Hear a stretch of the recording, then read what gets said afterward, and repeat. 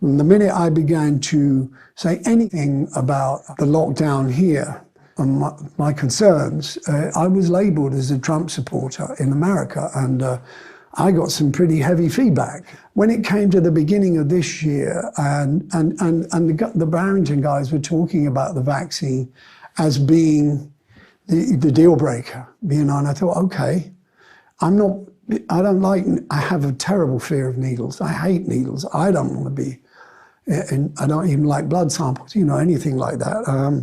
But I believed them. I followed that path, and when they started to talk about rolling out the vaccine, I smelled a rat again, you know, just the way the focus was on this, and there was a race, and then it became political and national, and I thought, here we go again, it's the same old shit. But I was diagnosed with emphysema a couple of years ago, and I thought, well, I fit that bracket that's pretty vulnerable. I mean, I'm 76. And if there is such a thing as this, and we didn't know anybody, you know, where I lived, there was nobody that we could, even friends of friends of friends were. It was thin on the ground. I thought, well, I ought to have this vaccination for my kids, you know, just so that I don't want to drop dead on them, or I don't want them to lose me. I don't want to lose them. All these the normal natural responses, I think. And then, so I went and I got the notification, you can come and get, and I was holding out for AstraZeneca because it came from Oxford. And so, you know, I'm pretty naive about this stuff. And I thought, well, and also I'd heard that it was old school method of inoculation. And I went and had the jab, and I got a little green, like a library card, and I thought, well, that's what I'm going to show the people when I get on the plane. There's a lot of funny stuff about it, and within several hours, I was shaking like a leaf, and I went to bed early, and I couldn't get warm, and I thought, am I running a fever? I was boiling hot and sweating, and then I was cold. And I was out for the count for about a week. And I had been preparing for a project where I was going to be playing acoustic guitar with a couple of musicians, and we were going to film it. That week knocked me out, and I had to start again from scratch. And I was okay, but it didn't come off as well as I would like to. Because professionally, it was a huge setback. And it frightened the shit out of me because I didn't know how long it would last. I then started to find out more. And it was about that time that I ran into somebody. So I said, well, here's my number. We swapped numbers. He was on Telegram. So I contacted him, and he told me about a channel where I could find lots of information and a lot of support.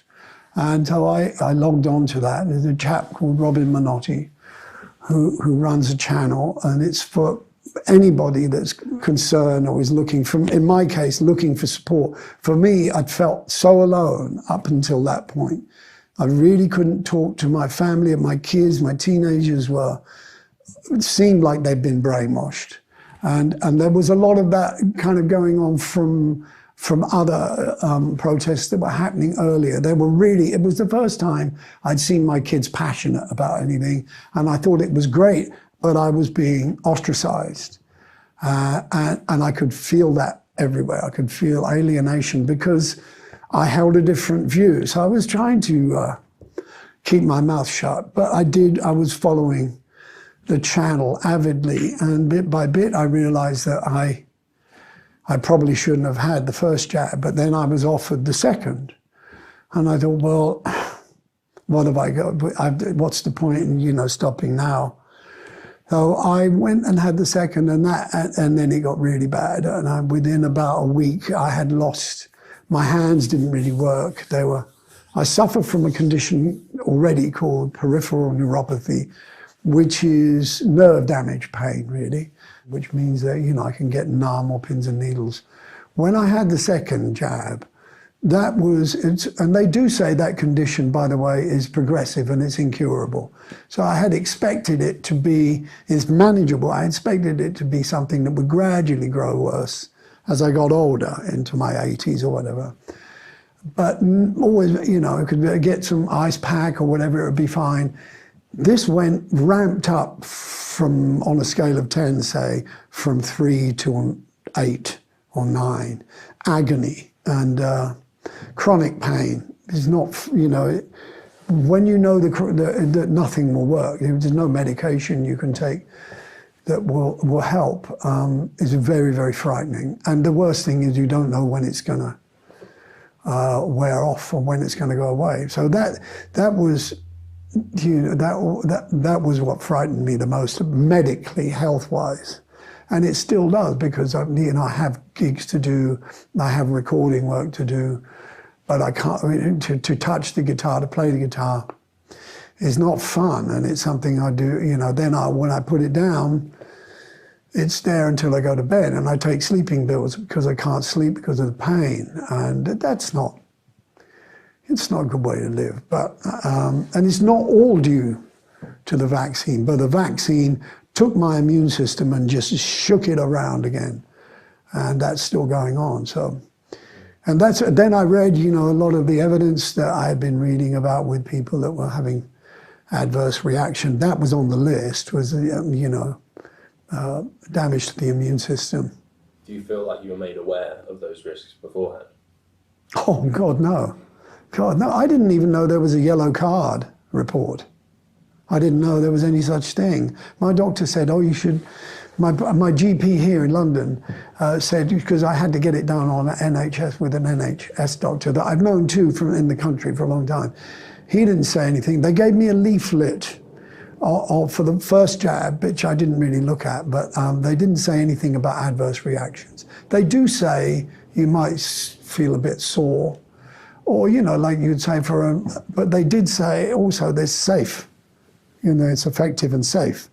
And I called the NHS doctor after the second jab, and I said, I've been told there's a yellow card system where I can complain about after effects. He said, yes, they still go, because I told them about, and he said, well, I'll fill in the report and send it. I never saw a yellow card. I mean, that apparently stays with the doctor, but I didn't, you know, that stuff was not made known.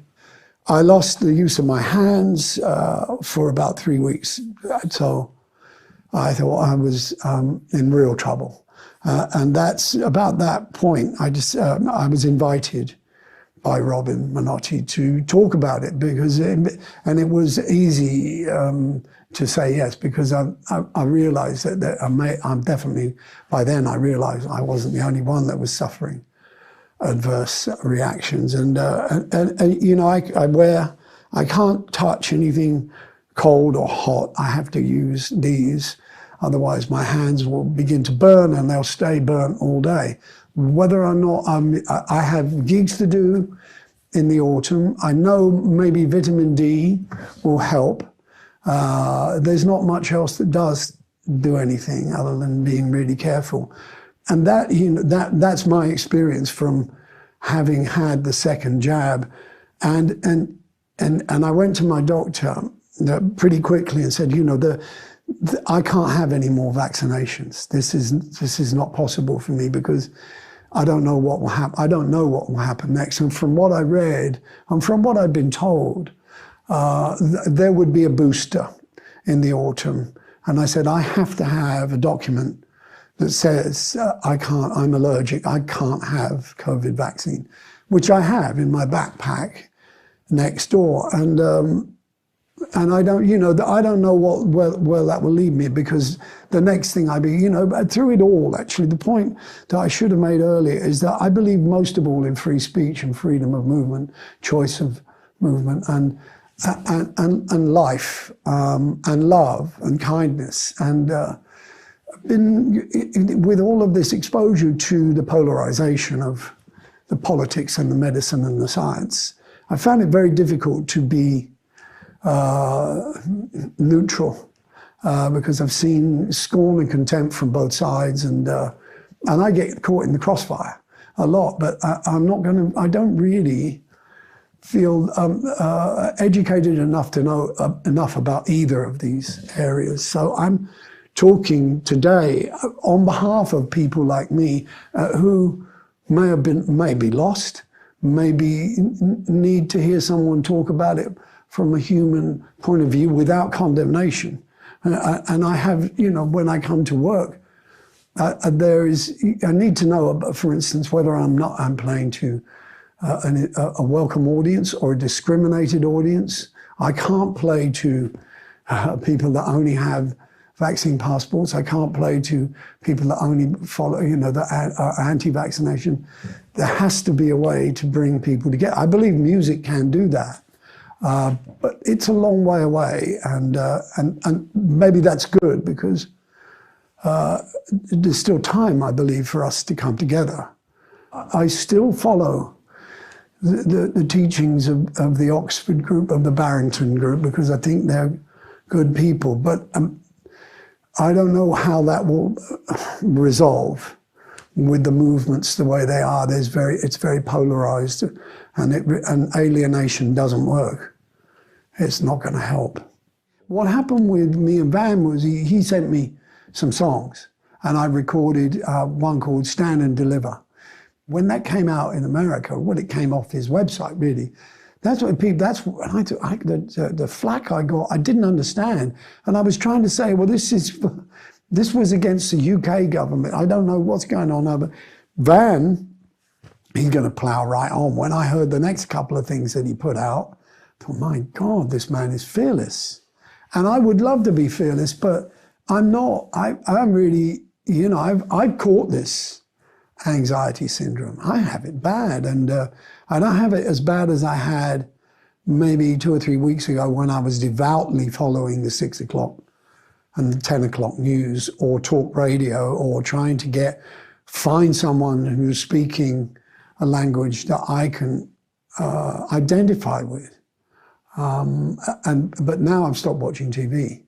One of the cartoons was a little drawing of a guy interviewing 2 Quakers and saying, how come none of your community has got COVID? And they said, well, we don't watch TV. It's so true, man. There's so much of the sickness is in our heads now. We become weak, you know. If we're talking about freedom of speech, freedom of movement, freedom of choice with the vaccine, for instance, then the opposite of that is what we're experiencing. If you take that away, what we're experiencing that disturbs me most is coercion. And I had said to my friend, the doctor, my doctor, I said, do you think this vaccine thing's ever going to become mandatory? He said, ridiculous, ridiculous. They could never they'd never pull that on. I thought, well, I got a funny feeling, you know, and bit by bit, it's that, and to see celebrities, especially what really got me was ethnic minority celebrities guilt-tripping their own community. That broke my fucking heart. That made me so angry. I have a lot of friends in that part of the world, and to see them preyed on like that, it's just... So that's where it steps into sadism for me, the photographs of the people on buses with masks on saying, don't let their sacrifice be in vain. Phew, that's bad, that's bad. It's very dark, it's very dark. It's victimization is what it is. I was reading 1984 all through this, and there's something he says, how do you have full control over people? And he said, fear. He said, no, not fear, suffering is how you get full control over people. And that's what it's come to. But it's psychological suffering, but it amounts to the same thing. And I experience it. When you get caught in the trap, well, can you believe what your heart tells you is right? Or is it going against the narrative? Can I talk about how I feel to my family? Man, doesn't get riskier than that. When I made that little statement, I was pleased to see that it went around without too much flack. I did get some flack from the people I least wanted to get flack from, but that fed, you know, I get it. Does that bring me back to what do I do if I go to play for an audience? Do I say, I'm not playing to you lot, you've had the jab? And to be honest, and most of my audience will be comprised of, you know, 60-year-olds and older. And if those people haven't had the, I mean, I don't know how they will have held out. You know, so that has to be something that is acknowledged, forgiven, whatever. I don't think it's like an act of betrayal. I was asked to do a private gig in the Caribbean after not playing for a long time, and I was in bad shape, recovering from the second jab. And I had to fill in this government questionnaire because I was going to work again. And at some point during this, I had my phone, and my assistant was showing me how to do it on my laptop. And on my phone, this app appeared, and it said, DigiID. And I thought, what the fuck? They can't do that. You can't make me buy an app, the government app, and I deleted it. But then I thought, now this is where it's got to stop. And that's what Van says. This has got to stop, and I agree. I agree it's got to stop. But where's it coming from? Why aren't more people fear? Speaking out. Fear. Of what? Reprisal.